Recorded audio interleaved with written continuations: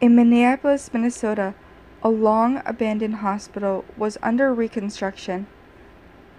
The hospital, St. Anne's Mercy, was originally founded in 1802.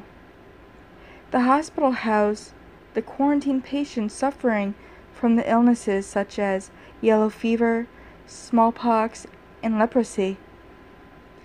It also housed the mentally ill and abandoned of all ages for many years. In 1924, the hospital was converted into a high-security insane asylum until 1957. Before it was shut down after a tragic accident claimed the life of a nurse and two small children in an unexplainable fire. The nurse was found standing in the room where the fire had started. Her features burned beyond all recognition. She pointed to the men who found her and let her out a loud wail before she dropped to the ground, dead. Her injuries were fatal. The bodies of the children were never found. As of 2006, the hospital was purchased and slated for reconstruction as a fully functional general hospital. Floor by floor, the hospital was cleaned and restored. After a few days of work, the construction workers began reporting strange sounds, smells, shadows, and a sensation of being choked by smoke. As the work continued, bizarre accidents began to plague the construction crew. Light bulbs would shatter without a reason. Small electrical fires would start in wires and outlets in the walls despite the brand new equipment. The elevator doors wouldn't open and would frequently get stuck between floors. And one unfortunate worker apparently fell to his death while trying to repair the faulty elevator. His body was found splayed and bloody at the bottom of the elevator shaft. A look of horror froze on his face. While still under construction, the hospital was opened to the public as an emergency room. The hospital staff was free to roam about all floors and wings of the hospital, with the exception of the children's wing, which was far behind schedule. Many workers refused to continue restoring the children's wing. They'd call in sick or quit, each worker claiming that they felt as though their lives were in danger. Soon, patients began to complain about odd sounds emanating from the vacated children's wing.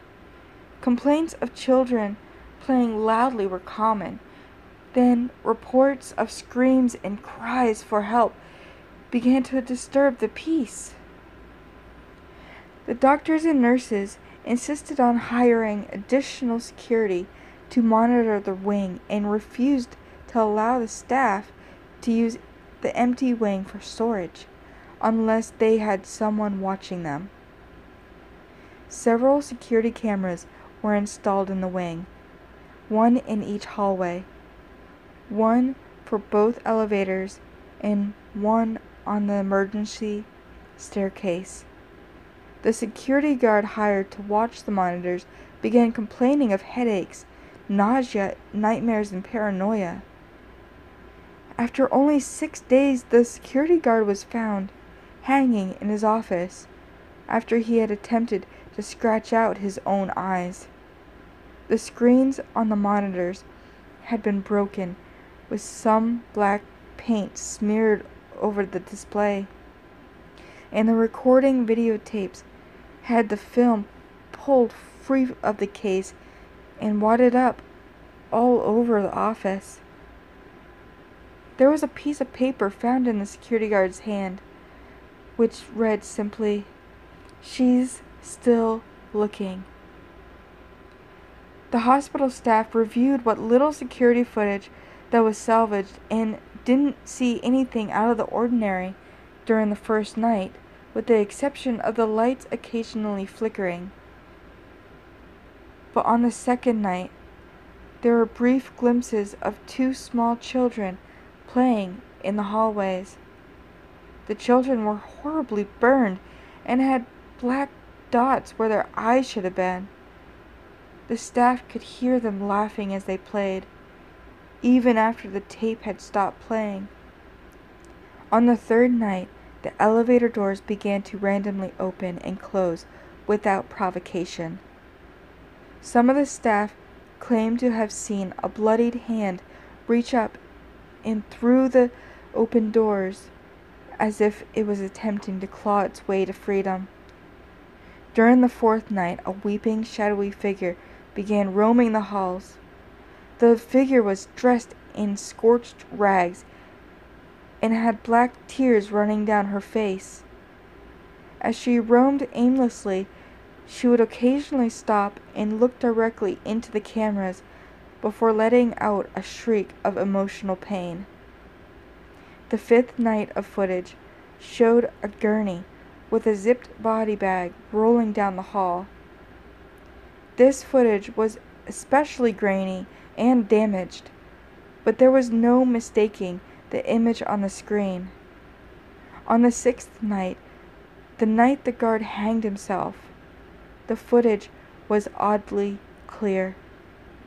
The gurney and the body bag rolled back down the hall without provocation, but the body inside the bag slowly back.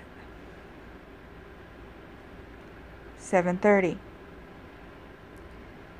But the body inside the bag slowly sat upright, its head turning in the bag to look at the camera.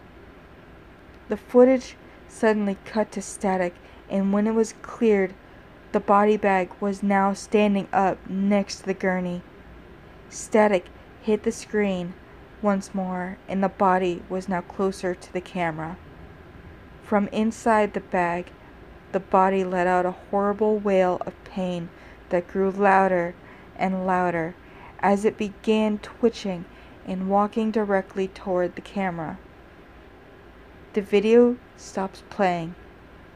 There is no additional footage.